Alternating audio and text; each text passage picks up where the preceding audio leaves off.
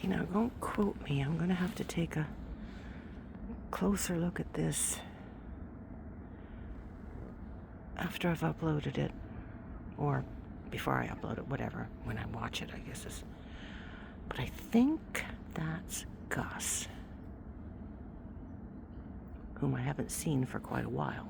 Well, since I stopped having walnuts. I think that's Gus. I'm pretty sure.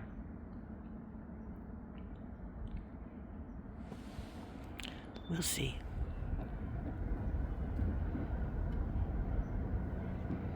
Oh, somebody looks cold.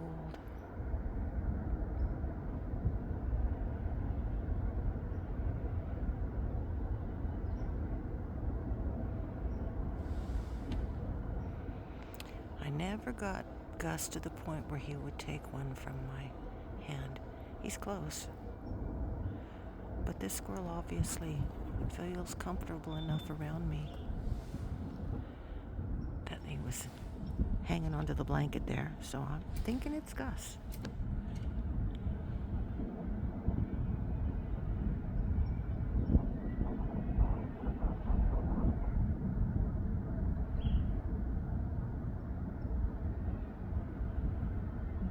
I can see Stitch on the wall back there. Fence, rather. See?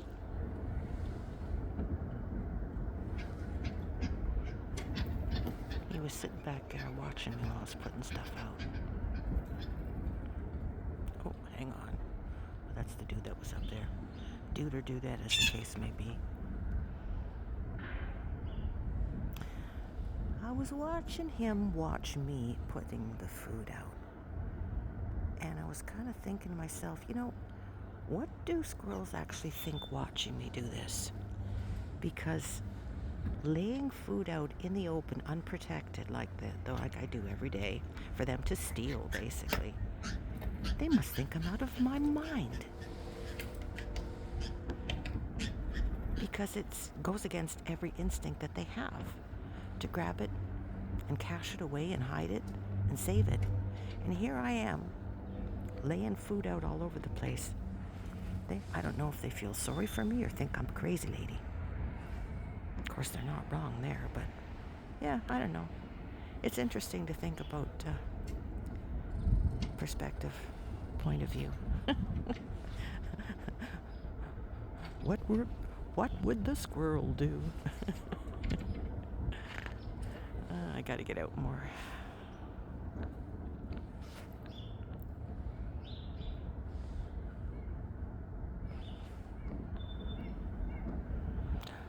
Baby girl. Now, I've been calling this little one girl squirrel, but you know what? If you go back to the, what's the word? Playlists from my first year doing this, I had a little visitor that sadly I no longer see anymore, called Pudge. And this little one really reminds me of Pudge. So I don't know, should I keep calling her Girl Squirrel or should I call her Pudge? Just because. What do you think?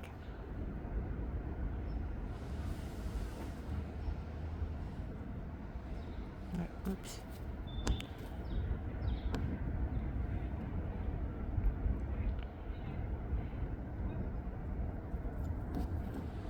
Look who's back. Hi, babe. I know. Try you with. Where are you? Oh, you're pulling on me again. You're coming up for it. Hoo hoo, you're getting brave. That's a chestnut. No, huh? Okay.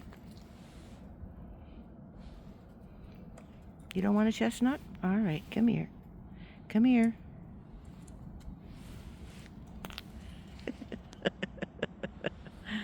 Oh my gosh. So chestnuts, no. Walnuts, yes. All right. Get it straight, human. Get the order right. Okay, it's not going to be long before that little one, whoever it is going to be climbing my leg. Yeah.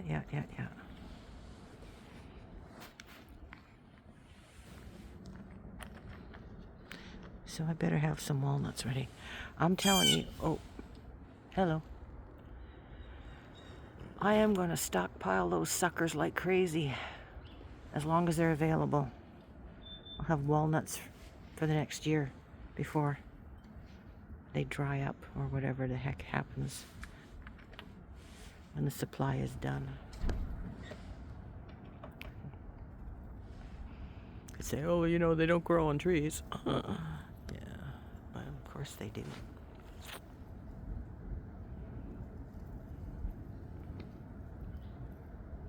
Of course they do.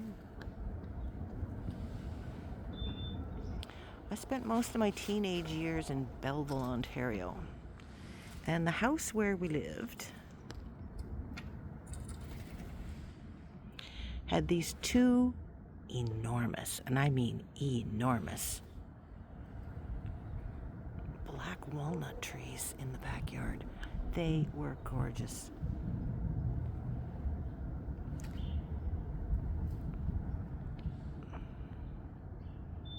We never did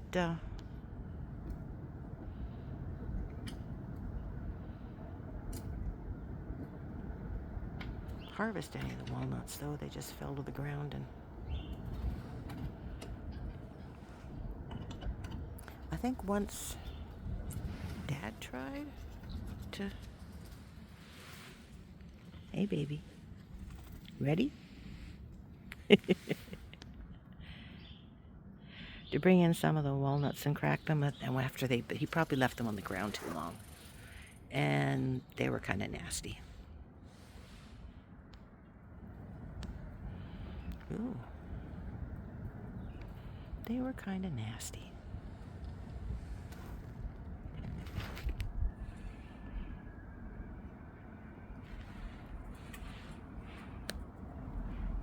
Those trees were gorgeous, though.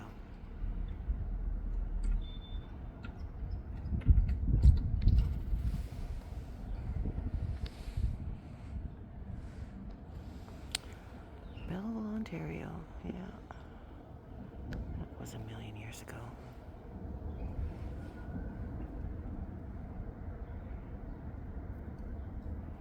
That's where I went to high school.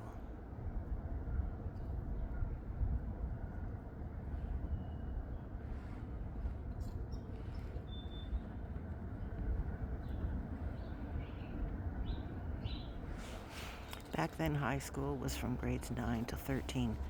We had a grade 13 in Ontario, and I went all the way. I did it. Hey, babe.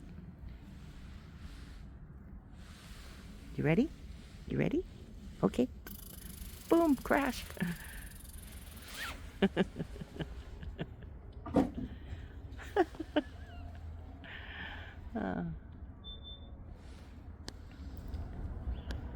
coming down? Coming down to visit? Don't chew the wires now.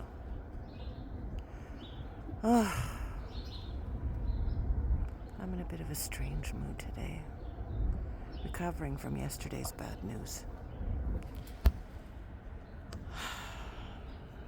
I got the unfortunate news yesterday that my first boss, the first man I worked for when I joined this company in 2017, yeah.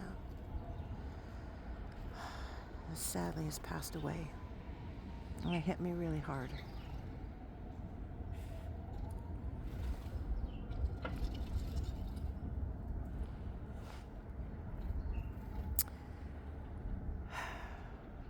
I don't know what your life experience is, but I've had some pretty rough times in my life.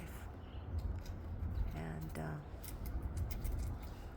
the end of 2016 was one of those. I won't go into details because it's really none of your business.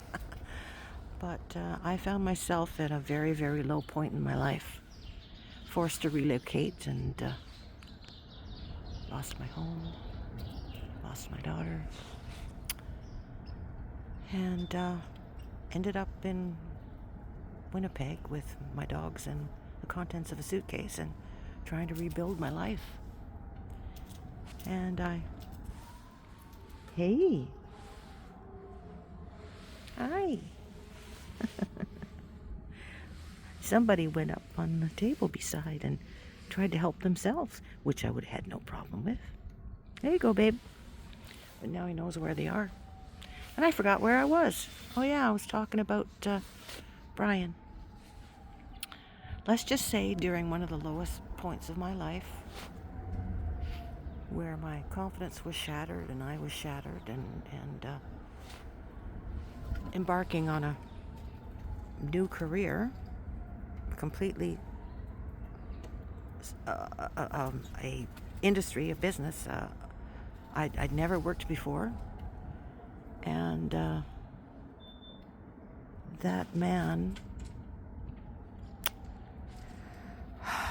was amazingly kind to me. He gave me back my self-respect. He helped me rebuild my confidence, and he was just lovely. He was a lovely, lovely man. Oh, hi, baby.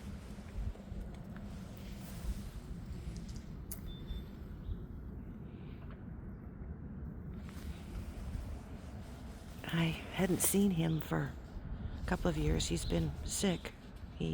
On disability. He suffered a very bad fall. And he's been on my mind for the past month.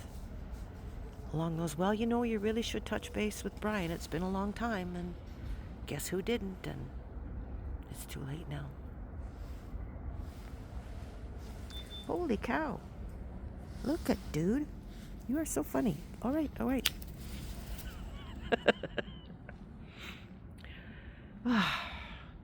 I'm having a moment here, Squirrel. I love these guys. So I'm hoping the schedule of the memorial service and my shifts will allow me to attend. I'll work it out somehow, but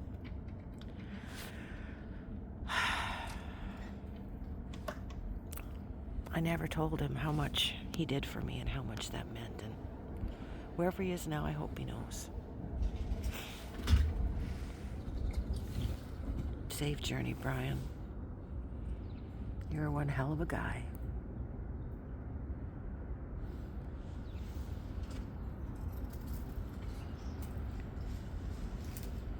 Look at these guys.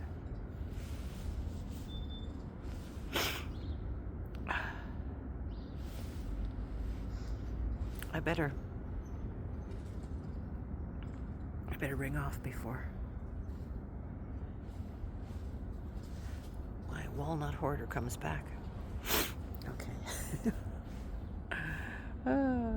All right. Thanks for listening. Catch you later.